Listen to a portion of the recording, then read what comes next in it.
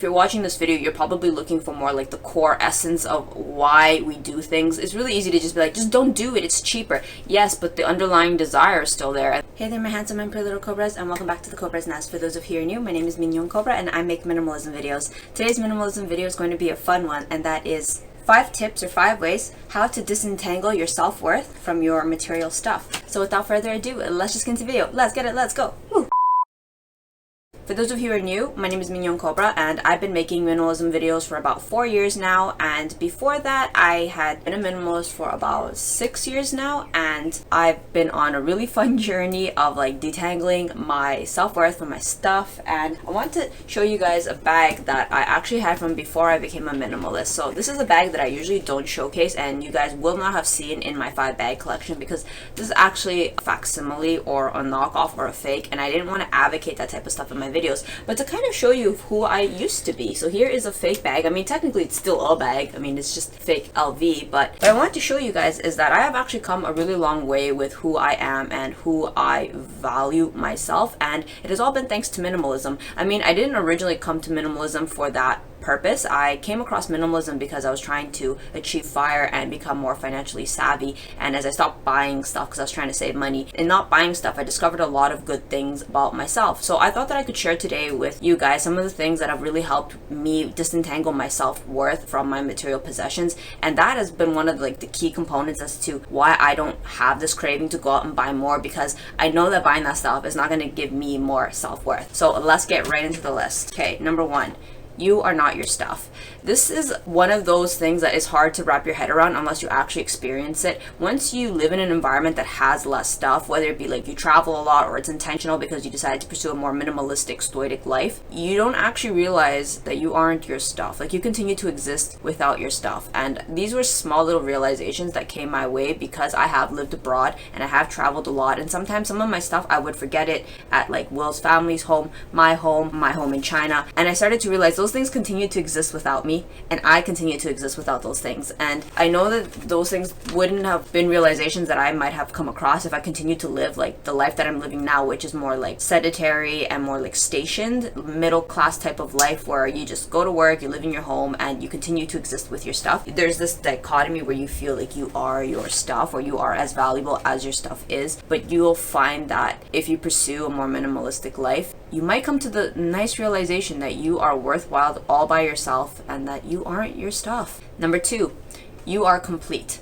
This one is a Zen principle, and I don't know how to really explain it except, I guess, in layman's terms. I feel that in Western society there is a lot of pressure to be your best self and to glow up and to be this amazing, awesome person, whether it may or may not implicitly be stated that it's through the accumulation of material things. But in Zen, it's being taught that, I mean, obviously not being complacent, but this idea that you are already complete, that everything that you need to be is already there with you, like you're born perfect with all of your flaws. And that is something that really helped me a lot in my minimalism journey. When I entered Zen, once I realized there was nothing left to declutter materially, I started decluttering a lot of thoughts and notions and beliefs. And one of them was the idea that I need to be a better person. Before I came across this idea, I was always constantly trying to be thinner, richer, prettier, more successful, because at the core of it, who I was not enough without something better. And through Zen, I started to practice just being content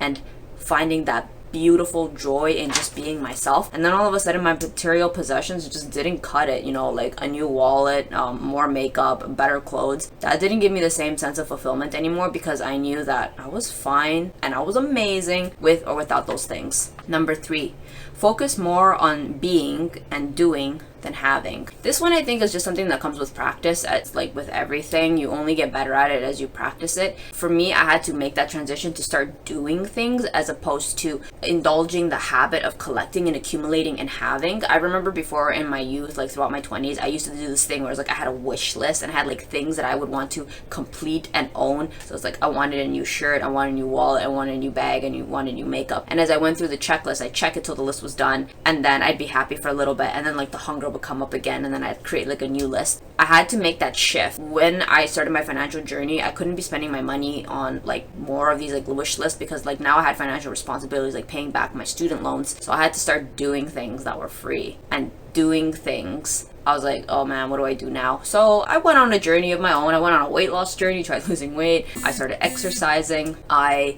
started just doing, and for the sake of just doing. And once I started practicing that, I started to get the joy and realizing like the fun that can be had in just being and just doing. Being is something that came along when I started practicing Zen and meditation, just existing in the moment and being present in the moment and letting go of the idea that I needed to be doing something, which is like wu wei, which is like the act of non-doing. So I started to learn to not do anything, and that was also really helpful for my state of mind because I started to become obsessed with always doing. So I got to a point where I was like, let's not do anything. Make a shift. Focus your attention away from accumulating things and having things and more on being and doing. Number 4. Stop putting brand names on a pedestal. This is something that I am totally guilty of. Even in my minimalism journey, it was not something that came across or came about naturally for me. I always felt that like, well, if I'm gonna have a makeup bag, it might as well be a luxury makeup bag. So I have this bag. It's also a knockoff. I mean, like, if you guys know my journey, I had student loans to pay off. I was not gonna be buying a luxury bag, but that didn't stop the underlying desire from being there. Like, if I'm gonna have a makeup bag, why not be fashion? So what I'm trying to say is that in my journey, I came to a place where I really had to reflect on myself and realize that I couldn't be putting these brand names on a pedestal. I mean, for God's sake, this thing is just a bag, but I think I dished out maybe like 100 Canadian for it because look, it has LV on it. And I'm not vilifying these brands. Like, I mean, like, I still have them. I technically could have decluttered them, but brand names, they're beautiful and they're a work of art and they're somebody's creation. You know, this was Louis Vuitton's creation and I respect his products, but I still hold on to them as reminders of who I used to be so that I don't make these mistakes again in the future. But what I'm trying to say is that for myself, I had to learn to stop putting brand names on a pedestal. And in doing so, I came to a place where I could appreciate something as art without it having like a name on it or the creator's name on it. So these are 2 good examples that I can give you guys. So this hat is brandless. I picked it up at the dollar store and nothing on it, and it represents nothing but me. This bag is from Uniqlo and it's completely brandless. It's like one of those fanny packs that you just like wear like that because, like, you know, I'm trying to be Gen Z. But what I'm trying to tell you is that like this bag now serves a function, and instead of me repping something, the bag is now representing me. Like when I'm wearing this bag, it's about me as the individual as opposed to what does this represent about me. I become the object of interest here. And that was a really good mindset shift because I started to value myself as the most important thing here as opposed to how valuable am I in association with this. And that was really relieving mentally. I would say was probably like the biggest relief that I felt when I no longer felt like I had to put those things on a pedestal. I mean, yes, on a practical level, it's a lot cheaper too. Like this bag is not going to cost as much as say like a real LV, but money aside, I mean, a lot of us have the means to do this. If you're watching this video, you're probably looking for more like the core essence of why we do things. It's really easy to just be like, just don't do it, it's cheaper. Yes, but the underlying desire is still there, and that was one of the issues that I had. Like I had the means to do it, but I had to really address like at the core of like why am I doing this. And I wanted to stop putting these things on a pedestal because it just wasn't healthy. Why am I putting it on a pedestal was the reason that I had to ask myself, and at the core of it was because I just didn't feel like I was worthy, hence why I could be below or put that on a pedestal. Number 5,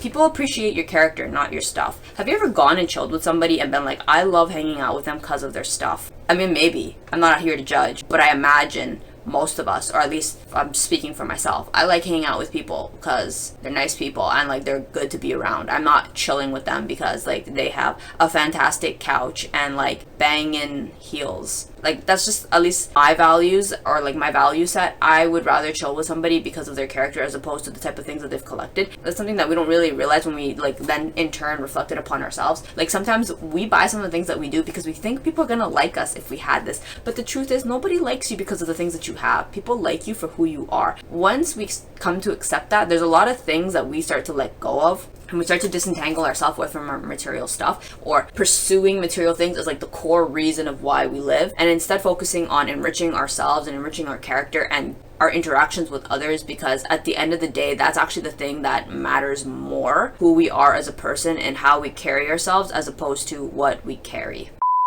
Alright, so thank you so much for having come to my little TED Talk, and I hope that this video helped you realize that you can have an amazing day and it really doesn't need to revolve around stuff, and that you are worthwhile regardless of what you own. Alright, and yeah, thank you for watching, and I'll see you guys in the next one. Bye!